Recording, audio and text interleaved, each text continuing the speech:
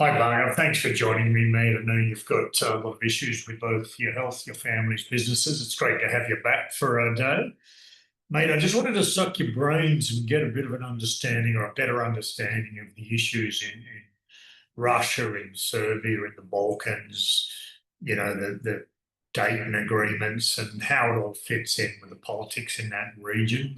The backdrop to that, or the geopolitical overarching thing, of course, is how much are oligarchs around the world running different nations and how much are the nations running themselves. If they're a democracy, are they a democracy or are they a plutocracy or a kleptocracy, or are they indeed a genuine democracy, or are they democracy being manipulated by powers? But put that aside, but be conscious of that in the background, but try and educate myself and our team and our listeners on what are the underlying issues affecting this agreement. How does Russia utilise the public relations sphere on this particular issue, mate?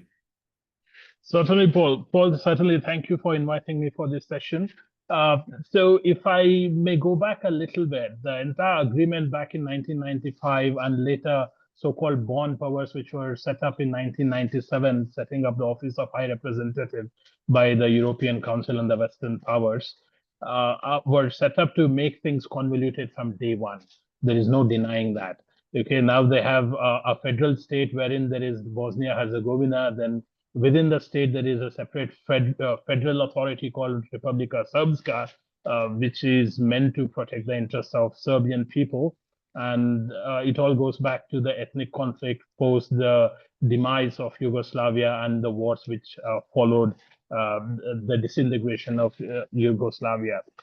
Now, the current situation goes back to the very structure which was set up by the Dayton Agreements and the following Bonn Powers, which were further set up by the Western powers, wherein the European powers are treating the Balkans as their backyard, wherein the Balkan states are treated as children, and European powers are pushing themselves as this supercilious parent who treat these countries as if they can't manage their own affairs.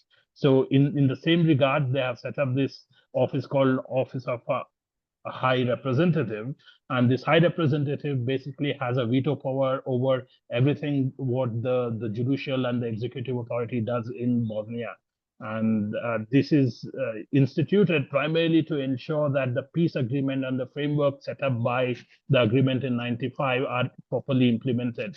And mind you, it's been over 30 years since it was set up, and the Office of High Representatives, or the High Representative himself, who happens to be German at this point, Christian Schmidt, continues to be invasive. He continues to intervene and basically dictate to Serbians as well as the Croats and the Bosnians what to do, what not to do. And that created a major rift within Bosnia, especially between the Croats and the Bosniaks on one side, Republika Srpska on the other. The president of the Republika Srpska basically refused to recognize the authority of the High Representative, and for this defiance, he was brought before the courts and he was convicted, and his authority was taken out. And that's where Russia enters with its own supporters, that is Hungary and Serbia, saying that the Office of High Representative is basically doing more damage, creating more division as within Bosnia than actually solving anything or trying to ensure that the peace and the frameworks what were put in are actually maintained. And this is basically Europe playing its dirty game and ensuring that it stays relevant in the Balkans, where the conflicts have died down. There is greater degree of cordiality across the region, but Europe seems to think that it still needs to micromanage and be supercilious as it always is, as a norm giver, as a so-called parent, just like the Habsburg in Austria tried to do pre-World War, and the situation has not changed. Okay, mate. So, when we look in the Sarajevo Times, I think it was last week, there was a letter by Lavrov to Dodik, and it said Russia is determined to continue pursuing a principled and responsible policy to defend Dayton, strengthen peace in the Balkans, and develop equal and mutually beneficial cooperation um, with the Russian state. Now, how do you perceive that, mate, in terms of how do you perceive that in terms of uh, being more objective and less, Russia and Russia's viewpoint and Serbia's viewpoint? How do you perceive that from a geopolitical angle? Uh, Well, such a letter is very much expected from Russia's side, primarily because Russia has always kept the side of Serbia. Serbia is seen as the Slavic brother in the Balkans. This is more of an ethno-religious connection between Russians and Serbians. At the same time, it is also important to note that there needs to be a counterbalance for the European, let's say, mishandling of things in Balkans by Russia, and such a pushback is very much important geopolitically. And this can also be seen in the context of the conflict in Ukraine, wherein Russia is trying to counter Europe and Western misgivings in Eastern Europe. And this doesn't really take away from the larger context either. And this is also important that the Serbian interests are protected under the framework set up by 1995 agreement, and that's exactly what Russia is trying to push. And we need to underline that the entire controversy stems from dissonance with the Office of High Representative, and that's where it all goes back to.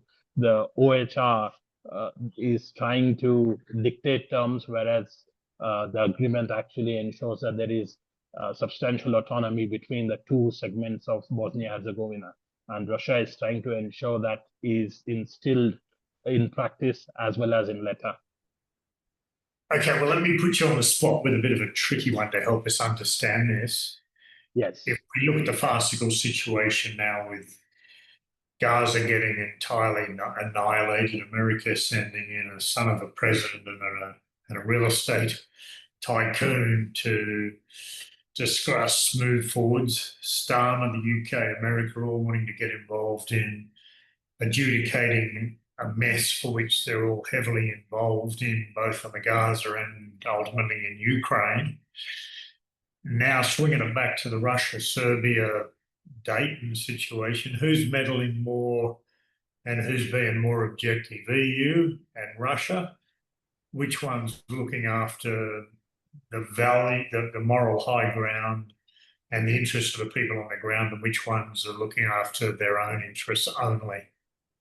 Oh, there is no question here, Paul. Europe has been meddling in Balkan affairs for way too long, and especially since the agreement was signed, Europe thinks it's right to ensure that there is balance in the region, but it's actually creating more confusion. The way Bosnia Herzegovina is set up, the way it is set up itself, is a reflection of convolution what Europe wanted to set up in the region, and it is very much reflected in the current conundrum which is happening between OHR and the Serbian authorities in Bosnia and Republic of Serbia as well. And Russia is certainly trying to ensure that the Serbian interests are protected and there is a more objective approach to the framework is maintained, whereas Europe, as it usually does, can only hear itself. It's like a bunch of people locked in an echo chamber, wherein they can't really see the other perspective whatsoever, as long as their own deluded ideas are followed through, just like a norm giver does. Okay, if a norm giver basically wants everybody to follow as if they're children or just sheep, but that's not the case. That's not the reality of Balkans. It's Well, extremely convoluted. yes. So, Uday, while I have your wonderful thought processes here, UK wanting an involvement in peacekeeping forces in the future in the Ukraine, how would you see that? Uh, For the UK, UK, I don't think will get involved here because they have withdrawn themselves. from European Union, and they were right to do so to a greater extent because they have withdrawn from the madhouse called Council of Europe as well as European Union. So to that extent, they're safe. And with US preoccupied in Gaza and whatever else they are cooking up in the Middle East, I do not think they're going to push it any further. It is going to be a European project, and they're likely to increase tensions between the Bosniaks, the Croats, and the Serbians in Bosnia. Bhargav, you missed my question. My question was specifically related to Starmer's comments about inserting UK soldiers into a peacekeeping force in the Ukraine. I'm not talking about Bosnia, into Ukraine at a time in the future when a peace settlement, assuming one does occur, that I'm referring to UK's efforts to help fund the fight against Russia, now wanting to then be a neutral party in a peacekeeping observation mission. Apologies, Paul. Yes, sorry, I missed that. Yes, so I do not think as a favorable outcome, primarily because UK doesn't have the capacity to ensure or undertake such a massive operation, especially in Ukraine.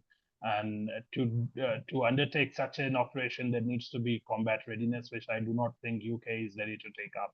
And sorry, yeah, but they're not saying to do it independently. They're saying to be part of a international peace force. But what I'm alluding to is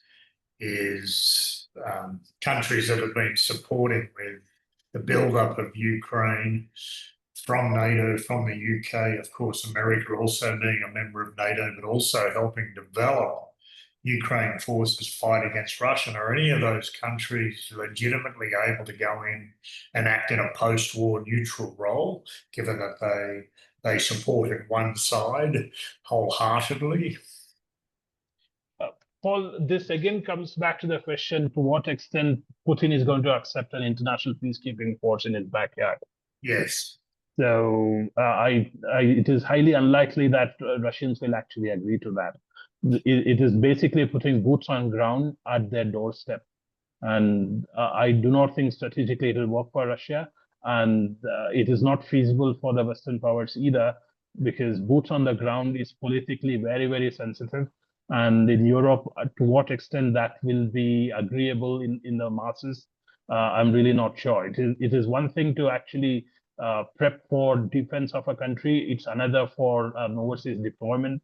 And after Iraq and Afghanistan, the stomach for such a protracted deployment and conflict, I'm really not sure it is feasible for them politically, nor will the Russians agree for such a deployment in their own backyard. So it's a non-starter as far as I'm concerned. Yeah, me too. But look, I think we need to differentiate between troops going there to be part of a Ukraine fighting force. I'm specifically referring to going there as a peacekeeping mission, but I also agree it's not going to happen. Everyone's losing sight of. They wanted war, they got war, they lost war, but they still want to negotiate like they're winning a war. So I'm 100% understanding your comments. Bhargav, thanks so much for your time today, mate. Really appreciate it. I look forward to catching up, both in a professional and personal capacity. Cheers. Certainly, Paul. Thanks again for inviting me for this certainly an engaging conversation. Thank you. Thank you. Bye-bye.